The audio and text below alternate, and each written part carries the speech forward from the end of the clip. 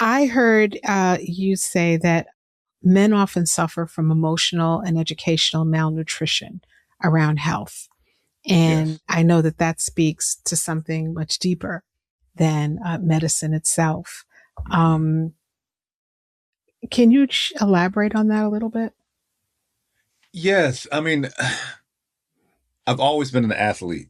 I spent a lot of time around men, you know, not just a man, but like groups of men, locker room men on the court, after the court, in going out for a drink afterwards. I spent a lot of time around men, grew up with five other brothers. And I noticed that we do have blind spots all over the place. And I notice them because I noticed that a lot of women don't have these same blind spots. We will talk about sports to the specificity of that you would not believe. We will talk about business. We will talk about women. We'll talk about all these things at length. But when it comes to health, if it's not an injury, a sports injury, it does not come up. Yeah. And it's really so sad. And particularly prostate cancer. As you said, I am a global ambassador of prostate cancer. Prostate cancer, if you catch it early, it's like 99% that you can deal with this problem. It's like, I mean, what what what things can you get rid of that's in the 90 percentiles? This is like 99% you can get rid of it if you catch it early. And if you don't, if you wait until it's in stage 3 or stage 4, those numbers almost flip. And it's such a sad thing because for men of color in particular, it tends to we tend to catch it earlier and it tends to be more aggressive. And so it is, and so when you live in a world where it says, you should get your prostate checked at 50, well, they're talking about for the general population, but for us, or someone who has it as a history in their family, or someone who's feeling the symptoms of it, then you should get it whenever, as soon as you can. You definitely should get it when you at 40, if you're a person of color. But not only that, you should start talking to your sons about it. You should start talking about it when they're kids so that they are just as comfortable talking about this as women are talking about their periods. Yeah. Or women will talk about their periods. Women will talk about the headaches that they have. Will talk about menopause. They'll talk about getting their breasts checked. They'll talk about all these things in depth. And these are just, I mean, men will talk about how they tune their car up and how they change the brakes and all this, and we'll go into detail about that. But when it comes to their health, that is a conversation that somehow denotes weakness, I think, in our culture. And we have been told so often as growing up, if you got a problem, walk it off. If you can't do anything about it, you just got to accept it. It's a very black and white kind of situation, and there's so many grays.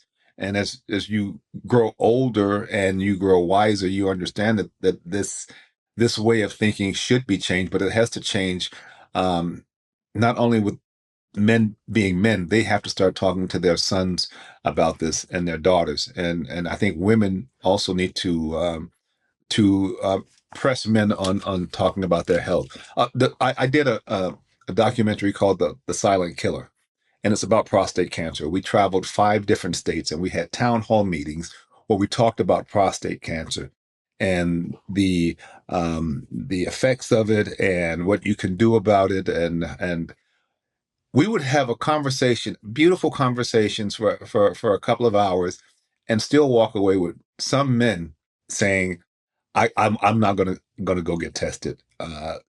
And I think part of that is, we have a history of not trusting doctors because of the Tuskegee experiments. We have a financial issue because a lot of people are not in a position to do anything unless it's an emergency. And often what we do in America in general is we are not proactive. We are often reactive when it comes to our health. So we see this car is going to crash and we wait for the crash, and then we think, okay, now how can we put it back together? You know, Yeah. that's what we Yes. do. And so Yes. we would Cars, have, relationships, health, yes, all all of kinds of that. things. We are Yeah. reactive when it would be so Hmm. much easier and cheaper to be proactive, less pain. And I say cheap, I'm not talking about money. I'm talking about the pain that it causes, that people have to go through with these issues. And growing up very poor, I always associated wealth with money. And it wasn't until I was in my 40s that I really understand that there are billionaires and millionaires dying that wish they could be in my shoes right now. They would give every penny to be in my shoes, to be able to walk out, to be able to urinate without it hurting, these sort of things. And I begin to understand that true wealth is health, That's right. whether it's physical or mental or spiritual. That's what the true wealth is. That's what true wealth is. And it took me 40 years to learn that. And once I got it, I got it. And yeah, money is a tool, a necessary tool in our culture and in our society, but it is not as important as your health. And if you have to weigh the two, I would say, understand that one of them is going to give you longevity. The other one is probably going to cut it away from you. So yeah, I do think that this conversation is, and I love that you brought it up, because I think when people talk about it, it starts a conversation for people who have a hard time talking about it. And I would also say to women out there, you know, listen, you have to sometimes twist your man's hand. You have to twist his arm. If you have to hold out on sex until he gets it right, because this is a problem. We will do it. We will say, yeah, we'll get it checked, but it doesn't have a sense of urgency. And you have to give it a sense of urgency. And sometimes you have to give that man a sense of urgency. Maybe you might have to hold out. We'll have sex when you after your prostate's been checked. Then we'll have sex again. Now he's got a sense of urgency, because I'm gonna tell you that's a motivator for men. Money and sex is a hell of a That's motivator. right. It's like the Spike Lee movie. I forgot the name of it, but where the entire city held out. Yeah, Uh, oh my gosh, I forgot the name of it. yeah. Sorry, Spike. But yeah, and I think it works. I think it It's a works. hell of But a then there's motivator. always a woman or two. There's always a person who's like, listen, I'll let him off the Why am I hook. punishing me for you?